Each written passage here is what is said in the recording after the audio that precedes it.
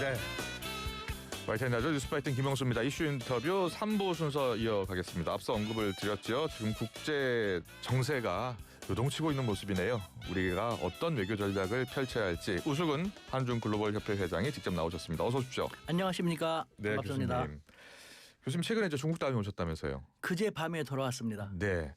지금 오늘 주요 뉴스 톱뉴스가 김정은 위원장의 중국 전승절 참석 이로써 중국, 북한, 러시아 3국 정상이 처음으로 한자리에 모인다라는 뉴스가 주요 뉴스입니다.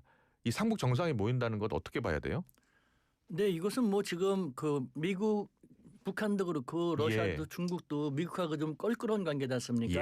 함께 모여갖고 미국에 대한 대항 전선을 좀 더 다진다라는 그런 측면이 있고 또 북한의 입장에서는 중국과의 관계가 약간 좀 녹록하지 못하지 않습니까? 근데 중국이 가장 중요시하는 전승절 80주년 행사에 김정은 위원장의 전격 참가함으로써 중국의 체면을 살려주고 또 북중 관계도 한 번에 풀어버리는 북한의 입장에서도 아주 좋은 것이고요. 그렇군요. 우리 우수근 회장께서는 중국에서 학생들을 오래 가르치셨고요. 중국의 지인들도 많고 또 특히 시진핑 측근들도 많이 알고 계신다면서요. 그렇습니다. 시진핑 주석이 그 2000년대 초 상하이에서 당서기 할 때 저도 이제 상하이에서 박사학위 했고 시진핑 주석의 참모 2명하고 함께 박사과정 공부했고 지금까지 쭉 관계를 이어오고 그분들이 다 지금 시진핑 주석 집무실에서 외교안보 한반도를 총괄한다든가 그런 식으로 하고 있죠. 그렇군요. 예. 그러면은 이재명 대통령의 한미 정상회담을 중국에서는 어떻게 보고 있나요? 네, 뭐 잘했다고 얘기를 합니다. 그래요? 표면적으로는 잘했고 뭐 그 한미 관계도 좋은 것이 중국한테 나쁠 것이 없다고 하지만 한편으로는 약간 초조해하죠. 그래요? 이재명 대통령이 균형 잡힌 외교 실용 측면에서 미국과 중국을 골고루 바라볼 줄 알았는데 이번에 이재명 대통령이 여러 가지 멘트를 하셨지 않습니까? 안미 경중 이야기도 했고요. 이제 안미 경중을 벗어나야 한다. 수 없다. 그런 이야기를 했잖아요. 그리고 미국의 근본적인 정책에서 벗어날 수 없다라는 물론 중국에서는 뭐 트럼프 대통령을 좀 잘 보이게 하기 위해서 그런 이야기를 했을 거라고 생각합니다만 그래도 약간 초조감이 있죠. 불안감이 있죠. 안보는 미국, 경제는 중국과 협력한다라는 안미 경중 노선을 이제는 벗어나야 할 때다라고 이재명 대통령이 언급을 했는데 중국 관영 매체는 좀 비판적 논평을 실은 것 같아요. 관영 매체는 중국의 목소리를 대변하는 거니까요.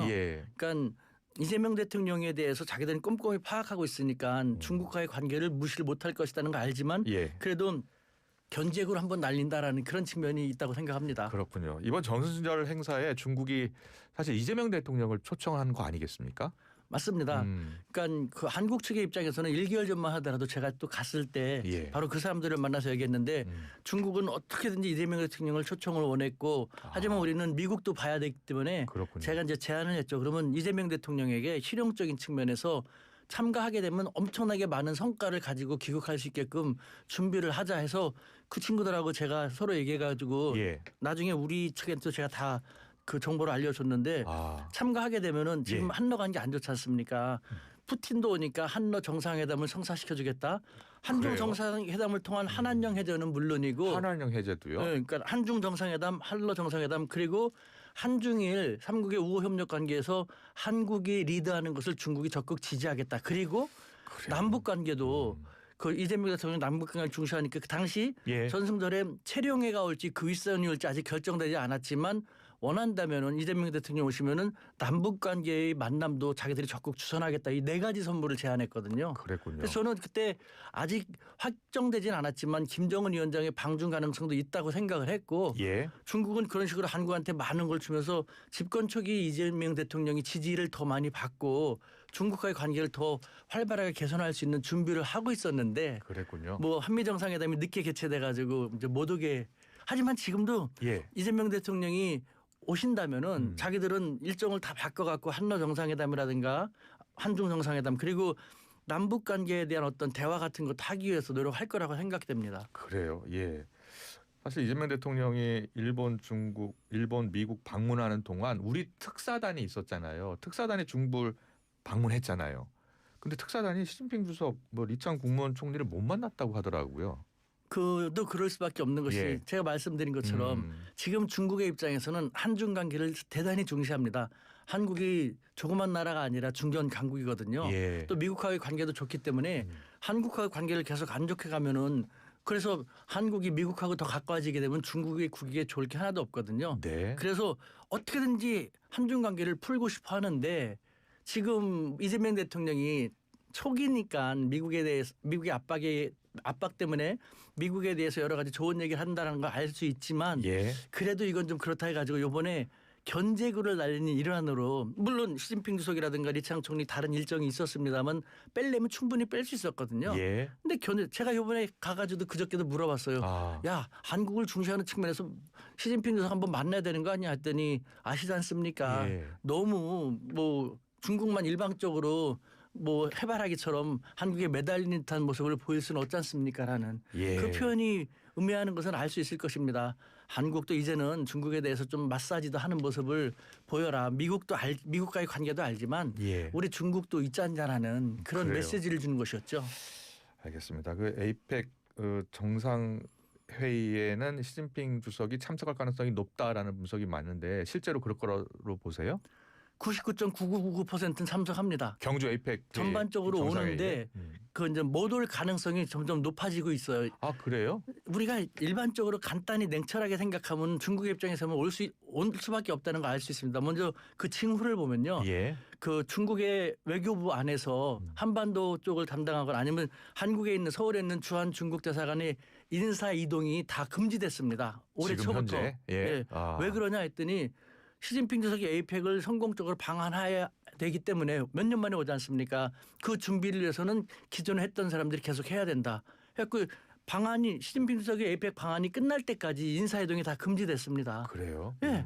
그다음에 시진핑 주석이 에이펙 때에 와야 할 또 중국의 이유는요. 예. 트럼프 대통령이 와가지고 또 많은 정상들을 막 괴롭히고 막 할 텐데 시진핑 주석은 또 여기 와가지고 예. 그것과 달리 우리는 우호 협력을 바란다라는 모습으로 점잖으면서도 다른 국가들하고 좀 더 상생하는 모습을 보이면서 다시 한번 좀 중국의 이미지를 좋게 할 필요가 있지 않습니까? 그다음에 계속 말씀드리지만 한중 관계 회복을 위해서라면은 시진핑 주석하고 우리 대통령하고 정상회담을 해야지만 예. 중국에서는 그것이 한한령을 정식으로 해제하는 신호탄이 될 수 있거든요. 그래요. 그래서 중국 측에서 모든 것은 다 K-팝 공연이나 그런 것은 시진핑 주석이 방한 형식적이지만 예. 방한 이후에 전격적으로 전개될 것이다라는 거거든요. 그래요. 이거는 오래전부터 제가 알고 있었던 사실이에요. 예. 근데 지금 최근 들어서 그 모스탄 씨라든가 좀 너무 구구 인사들이 반중 시를 너무 많이 하고 하니까 예. 중국에도 시진핑 반대파가 있지 않습니까? 예. 야 시진핑 너 몇 년 만에 한국 가는데 환영받지 못하고 그런 상태에서 뭘 할 수 있겠어. 그렇게 해서 한국에 와서 푸대접을 받게 되거나 그런 모습을 받게 되면은 귀국해서도 시진핑의 그 지지 세력이 그러니까 역량이 좀 떨어질 수 있거든요. 예. 그 집권 기반이 약화될 수 있기 때문에 지금 중국 측에서는 그것을 고민하고 있죠. 좀 한국이 반중 시위 같은 것을 좀 잘 대처했으면 좋겠다라는. 그래요. 그런 것만 없으면은 99.99% 옵니다. 물론 돌발 변수가 생긴다면 어쩔 수 없지만 안 그러면요. 그렇기 때문에 우리 지도자들이라든가 우리 측에서는 만나기만 하면 시진핑에서 와주십사 하는데 너무 저자세 외교예요. 오지 말라고 하더라도 중국은 와야 우리가 가게끔 좀 도와줘. 우리 갈게 해야 되는데 예. 그런 상황인데 오히려 우리가 고개 숙이고 하니까 이거는 정말 너무 좀 안타깝습니다. 그렇군요. 예. 이 북한이 이번 김정은 위원장이 전승절에 참가하는 것을 계기로 중국과 좀 소원했던 관계를 다시 복원시키는 그런 계기가 될 수 있다라고 보는 분석이 있는데 동의하세요? 맞습니다. 그러니까 북한의 입장에서는 어차피 러시아의 관계가 뭐 좋은 상태였고 예. 아무래도 그래도 더 북한에게 영향력이 큰 것은 중국이지 않습니까? 예. 항상 신경을 쓸 수밖에 없었는데 가장 중시하는 전승절 그것도 80주년이니까 예. 김정은이 뭐 전격 몇 년 만에 온다라는 것은 중국에 힘을 실어주는 것이고 또 중국도 북한하고 계속 냉랭한 관계를 가져갈 필요가 없고 풀 수 있는 뭔가 계기가 필요했지 않습니까? 예. 서로에게 잘 맞는 것이죠. 이 북중러 삼국 연대 가능성 어떻게 보세요? 대단히 높죠. 대단히 높다. 지금 상황은 미국에 의해서 계속해서 중국에 대한 견제 전선이 강화되고 있지 않습니까? 네. 그럼 중국은 거기에 맞서는 견제 전선을 강화시킬 필요가 있으니까 일단 가장 든든한 것은 북한하고 러시아지 않습니까? 예. 그리고 또 서구 자유진영 국가에서 뭐 미국 덕분에 뭐 인도하고도 관계도 좀 완화가 되고 있고 그래요. 베트남하고의 관계도 완화되고 있지 않습니까? 그러니까 좀 상당히 좀 뭐 우려스러운 상황으로 전개될 수도 있는 것 같은데요. 그래요. 근데 제가 이렇게 말씀드리고 싶은 것은 김정은이 북경에 감으로써 북중러가 관계가 강화된다. 즉 예. 북한은 어떻게 한다고 한들 북중러 3개국 간에 영향을 미칠 수밖에 없는 그 정도밖에 안 되는 영향이지만 예. 우리 대한민국이 적어도 동북아에서 우리가 어떤 방향을 취하느냐에 따라서 냉전으로 회귀될 수도 있고 아니면 대탕스를 계속 유지할 수 있지 않습니까? 우리는 동북아의 균형치 역할을 충분히 할 수 있거든요. 그래요. 일본은 못해요. 일본은 중국하고의 관계 속에서 과거를 계속 부정하기 때문에 철천주 원수와 같은 중국이 일본을 끔찍히 근본적으로 싫어하거든요. 예. 예. 그러니까 일본은 미국을 따라갈 수밖에 없어. 하지만 우리는 반드시 한미라고만 같이 갈 필요 없지 않습니까? 동북아의 공동 번영과 윈윈을 위해서 북중로하고도 협력할 여지가 많지 않습니까? 예. 따라서 우리가 한미일 쪽으로 더 많이 지금처럼 윤석열 정부처럼 가게 되면은 냉전이 되는 것이고 우리가 사안에 따라서 북중로 쪽도 고려하는 식으로 가게 되면은 대탕스가 되고 우리가 예. 어떻게 하냐에 따라서 동북아를 리드할 수 있기 때문에 우리의 이런 중견 강국의 여기가 그렇군요. 필요한 것이죠. 지금 대통령실 어제 입장 보니까 우리 정부가 김정은 위원장의 그 방중을 미리 알았다는 거예요. 그래서 한미 정상회담에서 북한 문제를 언급 많이 했던 것이고 또 북미 정상회담 추진에도 적극 나섰다는 거예요. 북미 정상회담 가능성은 더 높아지는 겁니까? 낮아지는 겁니까? 그 북한의 입장에서는 또 하나의 어떤 자기들의 위상을 높였다 쉽게 말하면 몸값을 높이는 셈이 되는 것이죠. 예. 그러니까 이제 트럼프 대통령이 뭐 한번 만나자라고 할 텐데 야 우리 굳이 니네 안 만나도 돼. 우리는 러시아 외에 중국하고도 관계도 이렇게 튼튼한데 굳이 뭐 너네들한테 우리가 뭐 시달릴 필요 없잖아라는 식으로 예. 자기들의 위상을 한층 더 높인 격이니까요. 지금부터는 트럼프 대통령이 어떻게 나올지 두고 보려고 하겠죠. 그래요. 북한의 그런데 이재명 대통령이 비핵화 방안 3단계 방안을 제시했잖아요. 그러니까 동결하고 축소하고 다음에 이제 비핵화하는 그 방안에서 굉장히 부정적인 입장을 발표했거든요.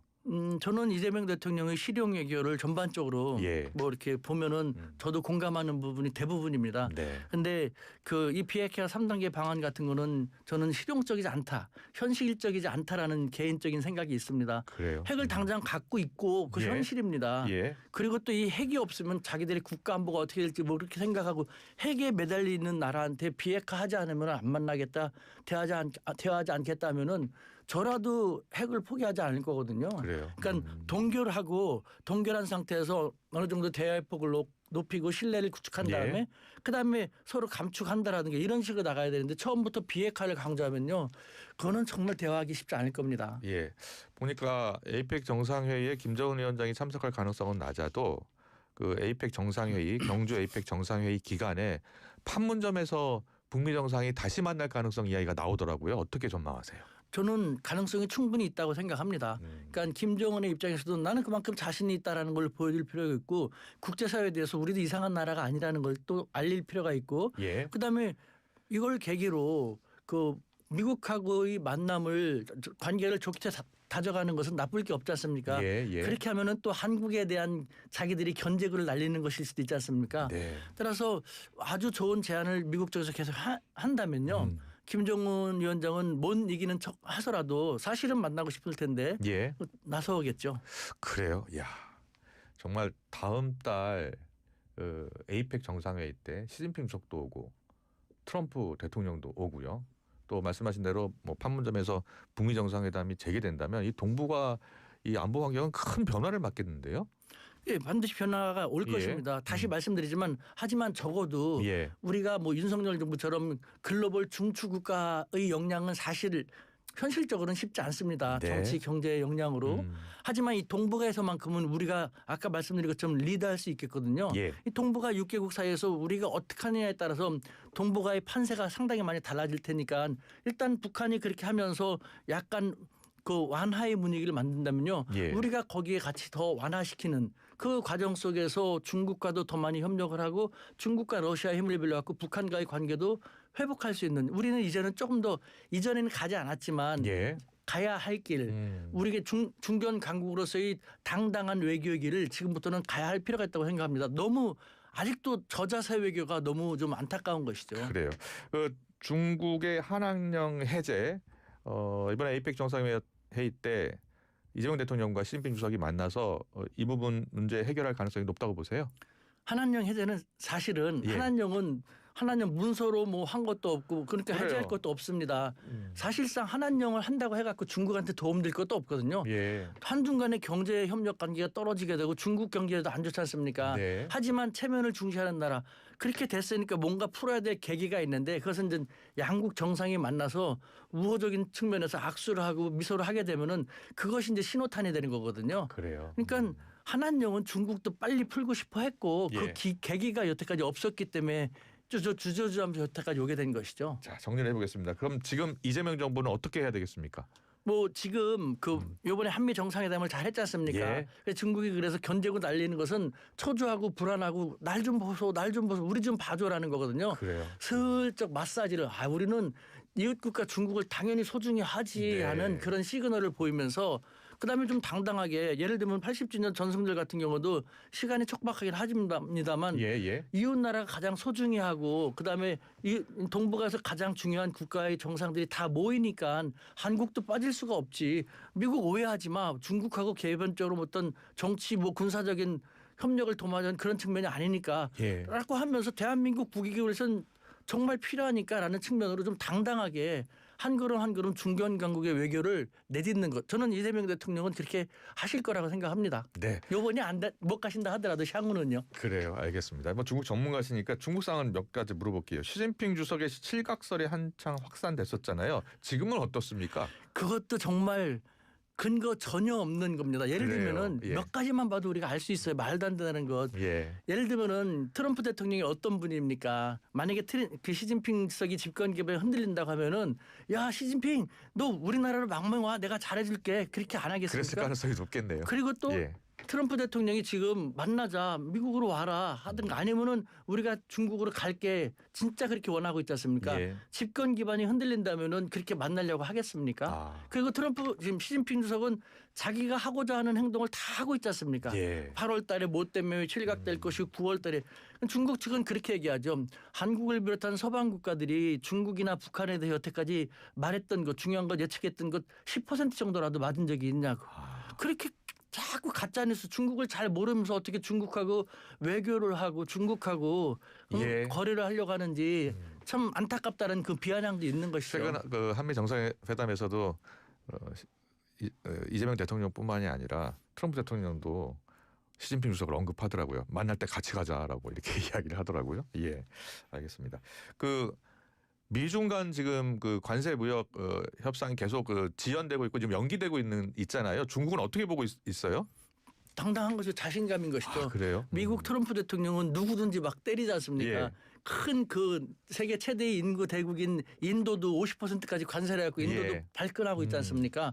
다 때리는데 중국은 그렇게 잘 못하고 있잖아요. 아. 아무리 트럼프라도 주변에서 그렇게 하면 안 된다. 그럼 미국 국익에 너무 심각한 피해가 우려된다라는 걸 이제 알고 있다라는 것. 그만큼 예. 중국은 더군다나 지금은요. 이렇게 말하면 좀 조심스러운데 네. 사회주의 국가이기 때문에 중앙정부 힘이 강하지 않습니까? 이런 혼란 시기 위기 시에는 단합을 시킬 수가 있고 강력한 통제력을 가지고 나갈 수가 있죠. 예. 그러니까 중국의 입장에서는 뭐 지금 그만큼 미국이 유예를 시키고 연기를 시킨다라는 것은 중국에 대해서 자신감이 그만큼 없다라는 것. 중국은 할만하다라는 예. 그런 생각을 하면서 더 단결돼 갖고 준비를 하고 있는 거죠. 알겠습니다. 오늘 말씀 정말 잘 들었습니다. 이 변화하는 국제 정세 속에 우리가 어떤 외교 전략을 취하는 게 좋을지 자세한 설명을 들을 수 있었습니다. 우수근 한중글로벌협회 회장과 함께했습니다. 고맙습니다. 네, 감사합니다.